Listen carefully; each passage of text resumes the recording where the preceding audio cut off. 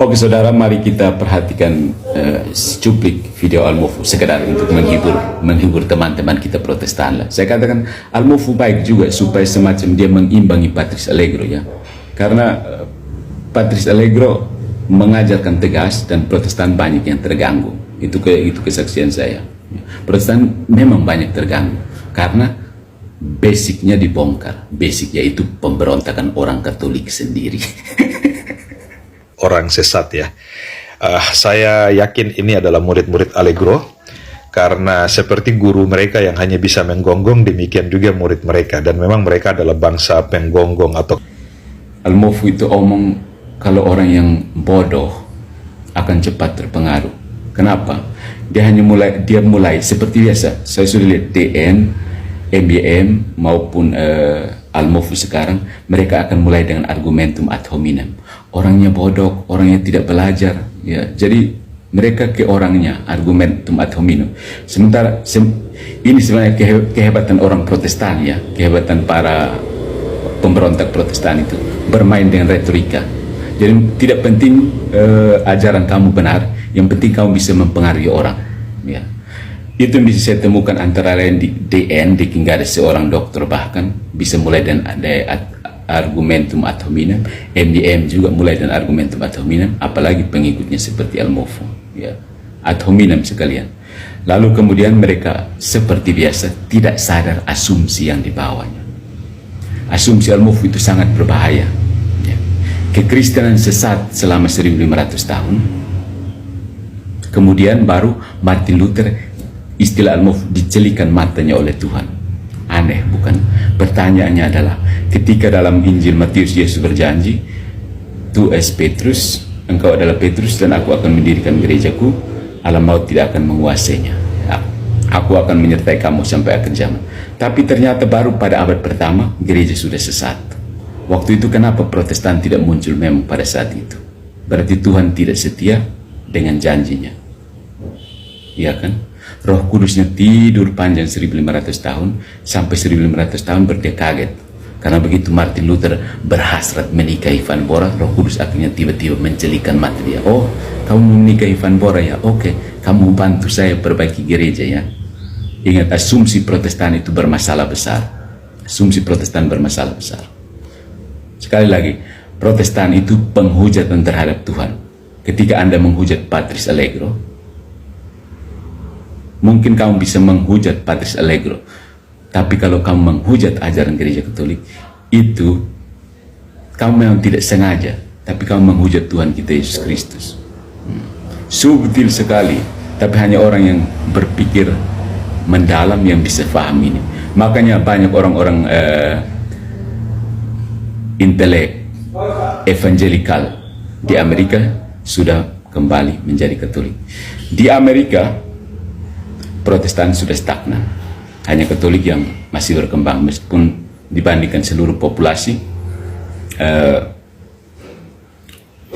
populasi masih lebih besar, masih perkembangan populasi jauh lebih besar daripada perkembangan gereja Katolik. Nah, di Eropa asal usul munculnya Protestan, orang lagi tidak banyak yang tidak percaya lagi sola fide. Orang-orang Protestan mainstream di daerah-daerah Katolik yakin akan iman dan perbuatan. Pilihannya adalah di Skandinavia yang awalnya adalah mayoritas Protestan, sekarang sudah beralih menjadi ateis.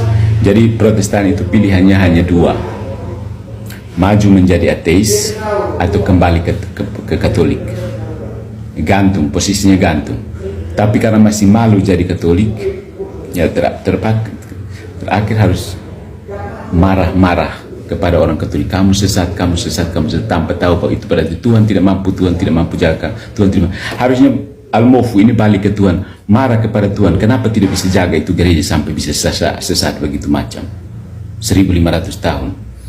Tapi yang kedua, kalau Tuhan bisa membiarkan banyak paus keliru, terus dia ada favorit apa dan Luther?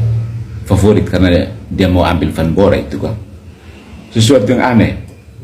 Ya, jadi Al-Mufu ini memang tujuannya itu menyasar emosi pendengarnya, ya, karena menurut saya dia basis filosofi juga tidak kuat.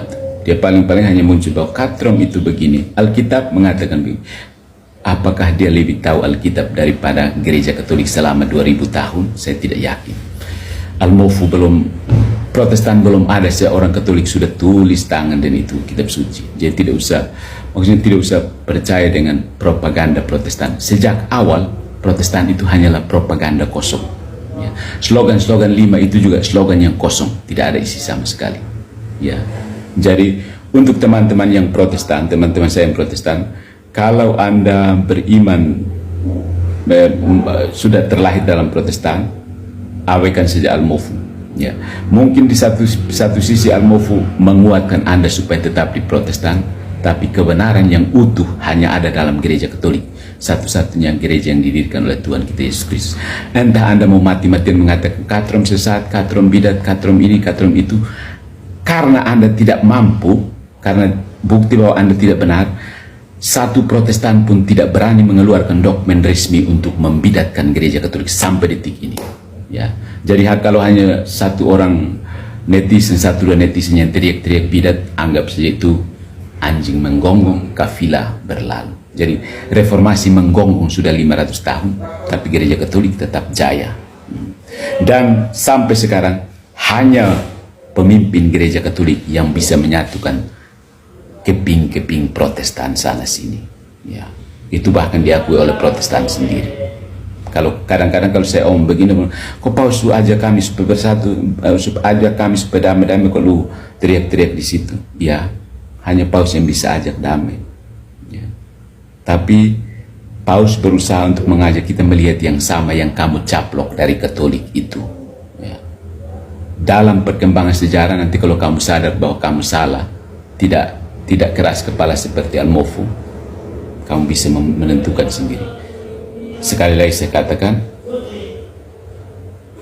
untuk selamat, Anda hanya bisa selamat kalau tergabung dengan tubuh mistik Kristus.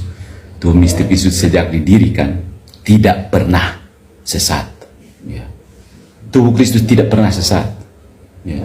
Jadi jangan bilang tubuh Kristus sesat dulu, nanti Martin Luther datang ajak untuk kembali. Itu keliru. Itu penghujatan terhadap Tuhan. Ya. Jadi ya, Al-Mawfu itu memang cara menanggapinya, dia menggunakan teknik retorika, ya, teknik sofisme. Sofisme itu sudah ditinggalkan oleh Socrates, Platon, Aristoteles. Itu tidak peduli dengan kebenaran, yang penting bisa mempersuasi banyak orang. Ya, ingat sofisme, ya. Teknik Al-Mawfu, DN juga jatuh ke dalam sofisme, MDM juga jatuh ke dalam sofisme. Protestan hanya bisa berdiri kalau memainkan retorika. Makanya kenapa mereka selalu minta debat. Karena perdebatan itu sebenarnya hanya permainan retorika, ya. Semacam kamu tampil di depan untuk berpidato, tapi dengan lawan supaya bisa bermain dramatis sedikit, ya. Jadi Protestan itu menggunakan kesempatan retorika itu untuk menyampaikan apa yang menurut mereka benar. Karena dalam sofisme kebenaran itu subjektif.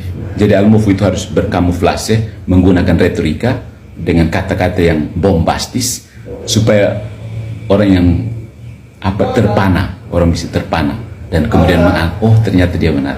Salah.